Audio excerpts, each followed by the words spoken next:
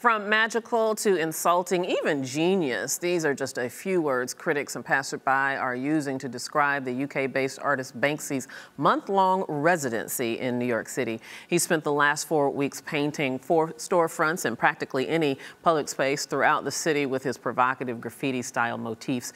People are still debating what if Banksy left behind was true art or not worth mentioning. We're going to talk about that with James Bartlett, who is the executive director of MOCADA, the Museum of Contemporary African Diasporan Art here in New York City. James, thanks so much for being on Rise America. I do appreciate it. So let's start off with a little tutorial on Banksy. Just who is this nefarious character? Well, that's the thing. People don't know too much about him. You know, Banksy has been doing street art for well over a decade. He's notoriously hard to track down, notoriously hard to learn anything about. There are a few pictures out there that people think are him, but nothing has been confirmed. And so he's best known for, you know, evading capture sometimes. You know, Mayor Bloomberg was talking about how he was trying to, you know, shut down Banksy, what he was doing here in New York City. And so he's been doing street art all around the world and really has been kind of shining a light on street art. He's been one of the artists that has been able to turn street art into a very successful commercial venture, but continue to remain in the street, actually. You know? And it's so interesting because people reacted in a variety of ways to his so-called residency. He calls his month here in New York a residency, and he went all over the city, did art in almost every borough around the city. Some people loved it, and some people not so much. Why do you think he's so provocative, so controversial? You know, you're right. I mean, he basically turned New York into his own personal art gallery for the month, which is amazing in and of itself in the sense that he made New Yorkers pay attention to art, you know? And so if he's great at anything, he's definitely great at that. He's great at marketing and publicity of street art. And so, you know, whether or not you like his art or not art is subjective, you know, and so some people are going to like it, some people are going to hate it. That's the nature of whether the art is in, you know, the MoMA, the Whitney, or out on the street. So, you know, it's almost neither here nor there, but he has been extremely successful in creating dialogue, in making people, you know, take notice, again, throughout the 5 boroughs, which is quite amazing. It's not very often that the news is reporting on art. Yeah, that's true. You know, and which makes me ask the question, when did graffiti become art? Well, you know, I mean, in my opinion, so I kind of lump graffiti into street art.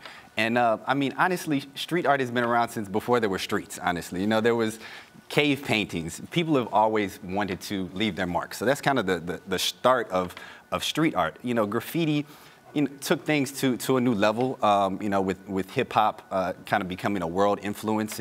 But when you boil it down, street art in its essence is wanting to have your art seen by as many people as possible. So putting it in high traffic areas, putting in places that are hard to get to. You know, some of the most famous graffiti art was on the New York City subways because it traveled all throughout the city. Everyone could see it.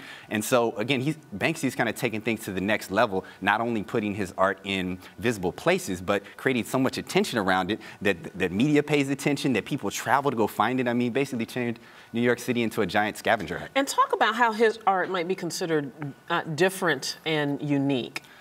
Yeah, so, you know, his actual methods aren't extremely unique. There are a lot of, you know, a lot of stencil artists, you know, but his work is very kitschy. It's very, you know, it catches your eye. You know, he'll stencil a picture of 2 police officers kissing, or, you know, a little girl holding a bazooka, and they're images that just catch your eye right away. And so that's really what first got him attention, you know.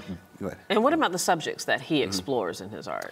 I mean, he explores everything from voyeurism, actually, which that was very interesting to me in the sense that, you know, he has a lot of surveillance cameras in his artwork, and it's interesting that he almost turned things on its head in that people became these voyeurs of his artwork in neighborhoods that they probably otherwise wouldn't have visited. I'm not sure if you heard about the incident in East New York where some guys were charging $20 for people to see a Banksy piece. And you know, it raises interesting questions. It raises interesting questions. You know, he really shines a light on topics that people quite often don't want to talk about or want to, hide behind a curtain.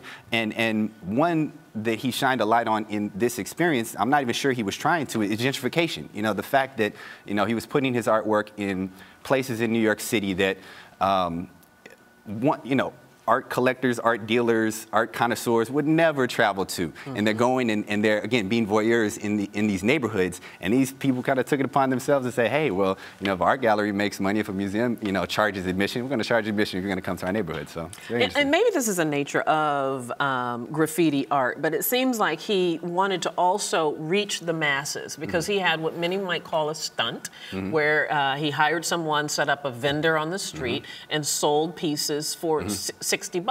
And these are pieces that could be worth thousands, maybe even tens or hundreds of thousands of dollars. So do you see that as just a stunt or as a way to get the art out there? Yeah, no, I very much see it as a way to get the art out there because, again, kind of when you look at the origins of graffiti and street art, the nature of it is getting as many people to see it as possible. And so, the first person who decided to spray paint a subway car did it because it travels all over the city. That could have been called a stunt. Now people can't really do it much anymore, but, each kind of evolution of art, there's critics, etc. But again, with street art, there really are no rules. His artwork spans the gamut of aerosol spray cans to trucks riding around the city, with stuffed animals on them. Yeah, slaughterhouse trucks. Yes. You got to be sure and say that. Right. Slaughterhouse trucks going around with stuffed animals. And we've had reports that his art has sold for hundreds of thousands of dollars. I think millions, one piece just recently sold for $615,000. Yeah, I believe he sold a piece for a couple million a while back. So he's turned street art into a very successful commercial venture. Is it worth that?